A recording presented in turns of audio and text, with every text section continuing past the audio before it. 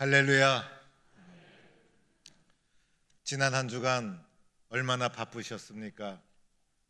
저녁에는 올림픽 봐야죠. 새벽에는 새벽 총진군 나와야죠. 왜 메달은 꼭 밤 9시 넘어야 결정되는지 모르겠습니다. 바쁘게 한 주간을 지내왔지만은 새벽에 나와서 은혜 받고 기도하니 얼마나 좋은지. 우리는 역시 은혜 없이는 살 수 없고, 은혜 받아야 기쁨이 되고, 은혜가 충만하야 문제가 해결되고, 은혜를 사모하며 살아가는 성도들이 될 수 있기를 축원합니다. 오늘 말씀은 베드로가 은혜 받는 장면입니다. 이 은혜가 없었더라면 베드로는 평범한 삶을 살아갈 수밖에 없었을 것입니다. 1절과 3절은 베드로가 은혜 받기 직전의 장면이 기록되어 있습니다. 예수님께서 바닷가에서 말씀을 전하며 많은 무리들이 예수님에게 몰려듭니다. 예수님은 그들에게 하나님 나라 말씀을 전하게 됩니다. 그러던 중에 예수님께서 옆에 있는 베드로의 배를 발견하게 됩니다. 예수님은 베드로의 배에 오르셔서 이제 배 위에서 육지에 있는 많은 무리들을 향하여 하나님의 나라의 말씀을 전하는 장면입니다. 예수님은 우리에게 말씀으로 다가오시는 분이시고, 우리에게 하나님 나라 말씀을 전해주시는 분이 바로 예수님이신 것입니다. 그래서 많은 무리들이 예수님의 말씀을 시간 가는 줄 모르고 경청하게 됩니다. 오늘 이 자리에 예수님이 오셔서 말씀을 전했더라면 어떻게 되었을까? 시간 가는 줄 모르고 은혜를 받으면서 우리는 말씀에 집중해서 말씀을 듣고 있었을 것입니다. 이제 말씀을 다 마치신 예수님께서 갑자기 베드로를 주목하시더니 베드로에게 이렇게 말합니다. 시몬아, 깊은 데로 가서 그물을 내려 고기를 잡으라. 그런데 이 말씀은 매우 당황스러운 말씀이었습니다. 이해할 수 없는 말씀이었고, 예수님께서 갑자기 해주신 말씀이었습니다. 예수님은 목수의 아들로서 고기 잡는 것은 전혀 모르는 분이었습니다. 시몬은 고기 잡는 것의 전문가였습니다. 이 갈릴리 바다에서 잔뼈가 굵은 사람이 바로 시몬 베드로였습니다. 도대체 고기 잡는 것의 전문가가 누구입니까? 누가 누구에게 고기 잡는 것을 요청하고 가르쳐야 합니까? 그런데 고기 잡는 것을 전혀 모르는 예수님께서 갑자기 시몬 베드로에게 깊은 데서 그물을 내려 고기를 잡으라, 이렇게 명령하고 있는 것입니다. 도대체 이것이 무슨 뜻일까? 이 깊은 데로 가라는 것은 무슨 의미가 있는 것일까? 예수님께서 베드로에게 깊은 데로 가라, 이 말씀은 아마 이런 뜻이었을 것입니다.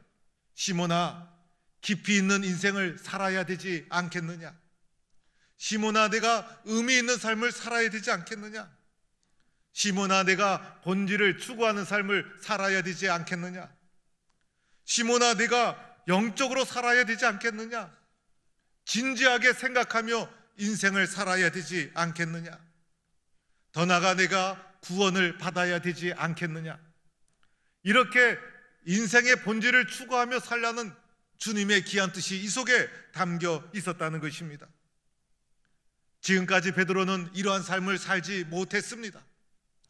베드로의 삶의 목적은 고기를 많이 잡는 것이었습니다. 고기를 많이 잡으면 너무나 기쁘고, 고기가 안 잡히면 실망하고, 그래서 베드로의 삶의 기쁨과 실망을 결정하는 것은 바로 고기였습니다. 그런데 가만히 생각해 보면 어쩌면 우리의 삶도 이와 같지 않을까? 세상에서 조금만 잘 되어도 모든 것을 가진 듯이 기뻐하다가 조금만 어려워도 실망하고 낙심하고, 그래서 세상의 물질이, 세상의 사건이, 세상의 그 어떤 것이 우리의 삶을 결정하는 요소가 되고 말았던 것입니다. 베드로의 삶이 바로 이러했다는 것이에요. 그래서 주님은 베드로의 삶을 보시고, 베드로야, 본질을 추구해야 되지 않겠느냐? 의미 있게 살아야 되지 않겠느냐? 깊이 있는 삶을 살아야 되지 않겠느냐? 영적인 삶을 살아야 되지 않겠느냐? 베드로를 의미 있는 삶으로 부르고 있다는 것입니다.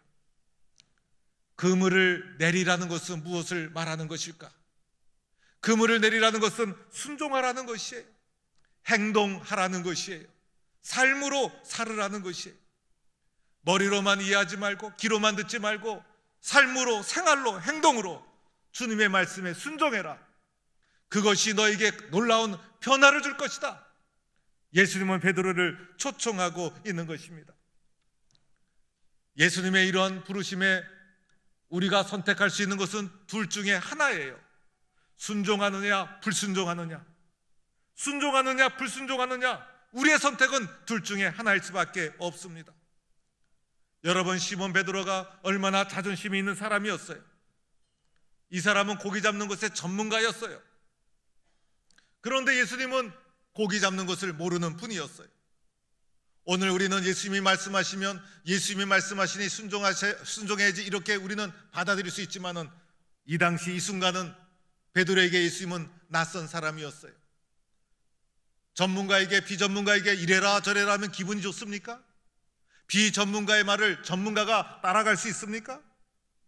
그런데 예수님의 말씀을 들은 베드로 어떻게 합니까? 순종하게 됩니다.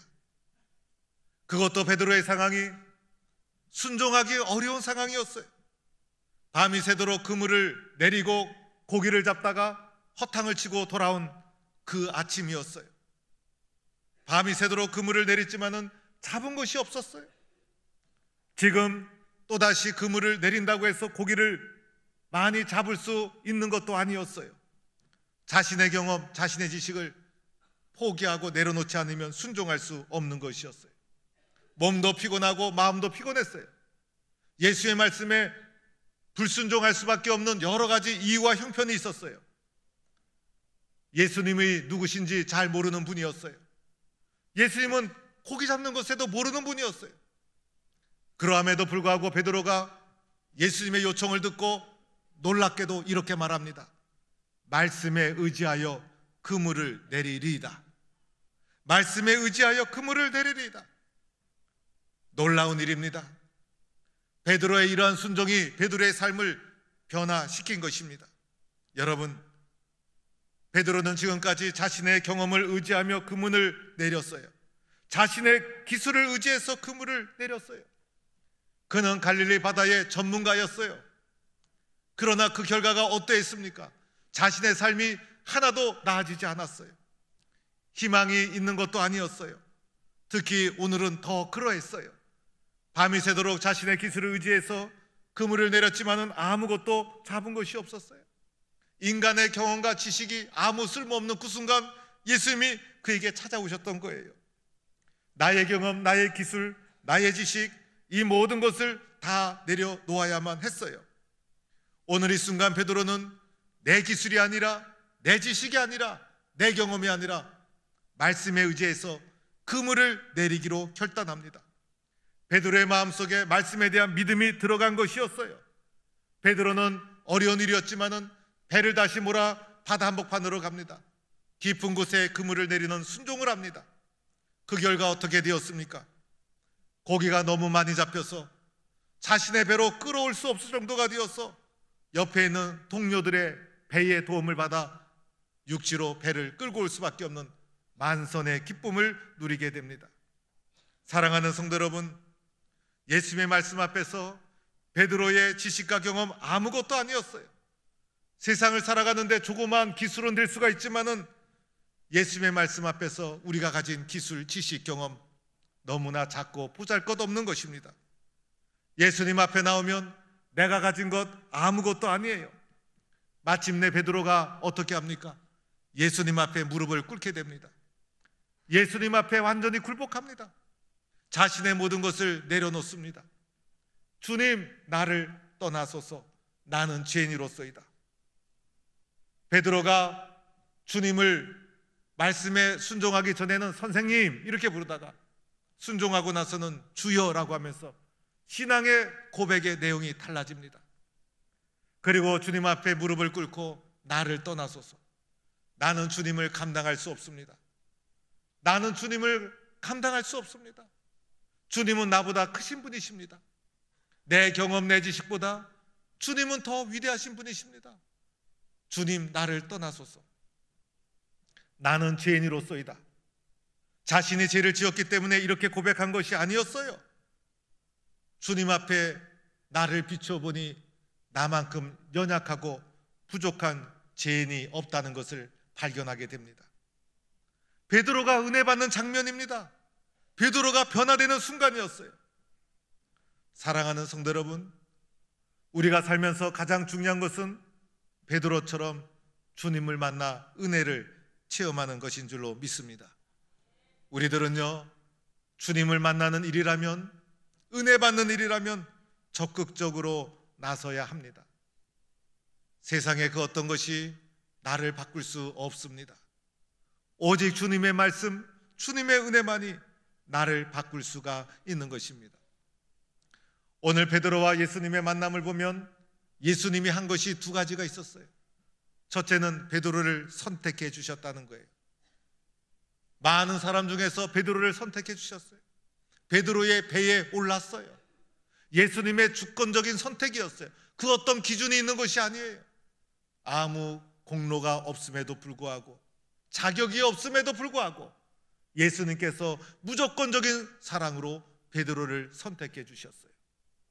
이와 같이 저와 여러분을 주님은 선택해 주시는 것입니다. 주님이 하신 두 번째는 말씀해 주셨다는 것입니다. 하나님 나라 말씀을 전하고 그 말씀을 듣는 중에 베드로의 마음에 믿음이 들어가고, 마지막 베드로 개인에게 시몬아, 깊은 데로 가서 그물을 내려 고기를 잡으라 말씀해 주셨습니다. 오늘 예수님이 하시는 것은 선택과 말씀, 이것으로 우리에게 찾아오시는 분이십니다. 예수님 앞에 베드로가 한 것이 있었어요. 베드로가 한 것이 세 가지가 있었어요. 첫째는 말씀을 경청했어요. 무슨 말씀일까? 어떤 의미가 있을까? 말씀을 잘 경청했어요. 주님의 말씀을 이해했어요. 주님의 말씀을 공감했어요. 아멘, 아멘하고 마음의 밭에 받아들였어요. 귀로만 듣지 말고 마음으로 받아들였다는 것입니다. 두 번째 한 것이 있었어요. 말씀에 순종했어요. 말씀을 행동으로, 삶으로 실천했다는 거예요. 깊은 데로 가서 그물을 내려라. 말씀에 의지해서 순종해서 그물을 내리는 행동과 삶을 나타내었다는 것입니다. 우리의 인간의 경험을 다 내려놓아야 할 수 있어요. 나의 지식과 경험을 주님 앞에 다 내려놓고 아무것도 아니라는 것을 인정할 때 할 수가 있는 거예요. 듣기는 쉬워도 삶으로 살아가는 것은 어려워요. 베드로의 훌륭한 것, 듣고 순종했다는 거예요. 마지막 세 번째는 중요합니다. 순종의 결과를 믿음으로 받아들이면서 주님 앞에 이렇게 고백합니다. 주님, 나를 떠나소서. 나는 죄인으로서이다. 예수님 앞에 완전히 무릎을 꿇고 나는 아무것도 아닙니다. 나는 아무것도 아닙니다. 나는 죄인입니다. 주님, 내가 가진 것 아무것도 아닙니다. 예수님이 내 삶의 주인입니다. 주님을 구주로 영접하고 주님 앞에 엎드려서 죄인임을 고백하는 은혜의 순간을 받아들입니다. 오늘 이 순간 베드로의 눈에서는 눈물이 펑펑 흘러내렸을 것이에요. 내가 완전히 죽어야, 내가 죄인임을 주님 앞에 고백해야, 예수님의 사랑 앞에 모든 것을 들고 항복해야 은혜의 삶이 시작되는 것입니다. 여러분, 주님 앞에 내가 죽었음을 고백한 적이 있습니까? 주님 앞에 항복한 적이 있습니까? 주님 앞에 가슴을 치며 가슴을 찢으며 나는 죄인임을 고백한 적이 있습니까? 바로 이 순간이 베드로의 삶을 바꿔놓는 은혜의 순간이었어요. 우리의 삶에 이러한 순간이 있어야 되는 거예요. 베드로의 능력과 계획이 베드로의 삶을 바꾼 게 아니죠. 베드로의 삶을 베드로가 계획한 대로 사라진 것이 아니었어요. 하나님의 은혜였어요. 나에게 찾아온 하나님 앞에 주님, 나를 떠나소서. 나는 죄인입니다. 솔직하게 진정성 있게 자신의 모습을 드러내고 주님을 받아들였다는 것입니다. 이것이 은혜의 삶을 살게 된 것이고, 이것이 베드로를 변화시킨 것이에요. 이런 사건이 없었더라면 베드로는 어떻게 되었을까? 고기 잡는 사람으로 평생을 평범하게 의미 없이 살고 끝났을 거예요. 그리고 나자 예수님이 말씀하시죠. 시몬아, 무서워하지 말라. 이제후로는 내가 사람을 취하리라. 단지 고기 잡는 사람이었던 베드로를 천하보다 귀한 사람, 천하보다 귀한 영혼을 취하는 자로 불러 세웁니다. 은혜의 삶을 살아가는 나를 통해서 또 다른 사람을 은혜의 사람으로 부르는 은혜의 통로로 주님은 나를 사용해 주십니다. 내가 먼저 은혜를 받아야 내가 받은 은혜를 흘러보낼 수가 있습니다. 얼마나 놀라운 일입니까? 베드로 어떻게 합니까? 모든 것을 버려두고 예수를 따르니라. 왜 모든 것을 버려둡니까? 예수님 만나고 나니 예수님보다 더 중요한 것이 없어요. 예수님 만나고 나니 예수님보다 더 귀한 것이 없어요. 그래서 모든 것을 버려두고 예수님을 따르는 삶을 살아갈 수가 있었던 것입니다. 사랑하는 성도 여러분, 오늘 우리는 이렇게 고백할 수 있어야 됩니다. 주님, 나를 떠나소서. 나는 죄인이로소이다. 저는 주님을 감당할 수 없습니다. 주님이 저를 도와주셔야 합니다. 내 계획, 내 실력, 내 능력, 내 경험으로 인생을 살지 않겠습니다. 이것보다 더 큰 것은 하나님의 은혜입니다. 하나님의 은혜 없이는 살 수 없습니다. 하나님의 은혜를 받아들이고 주님 앞에 순종해서 은혜의 삶을 살아갈 것을 새롭게 결단하는 성도가 될 수 있기를 주의 이름으로 간절히 축원합니다.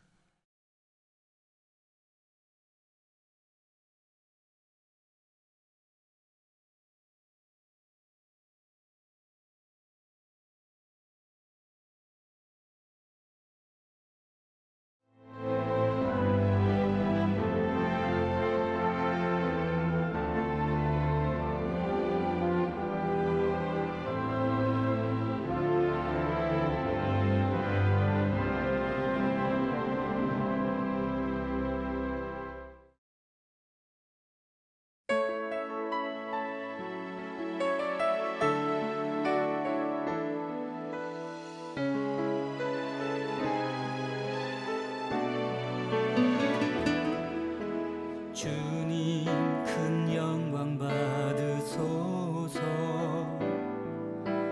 홀로 찬양 받으소서. 모든 이름 위에 뛰어난 그 이름, 온 땅과 하늘이 다 찬양해. 겸손하게 우리 무릎 꿇고 주 이름 앞에 영광 돌리세. 모두 절하세.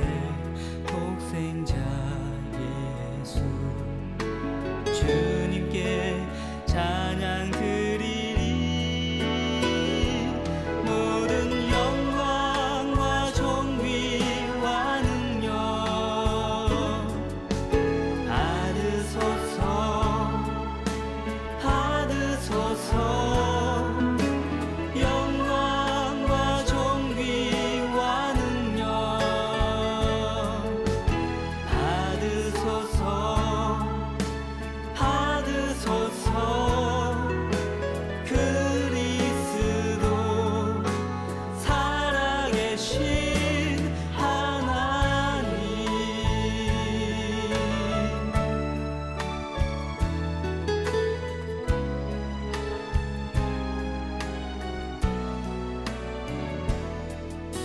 주님 큰 영광 받으소서.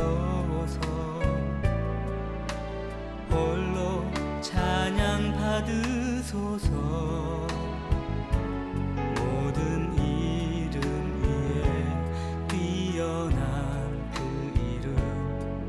온 땅과 하늘이 다 찬양해.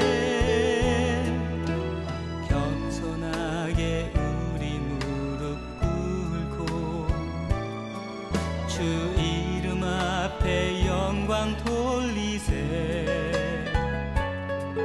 모두 절하세. 독생자 예수 주님께 찬양 드리리. 모든 영광과 존귀와 능력 받으소서. 받으소서. 영광과 존귀와 능력 받으소서. 받으소서. 그리스도 살아계신 하나님. 모든 영광과 존귀와 능력 받으소서. 받으소서. 영광과 존귀와 능력 받으소서. 받으소서. 그리스도 살아계신 하나님.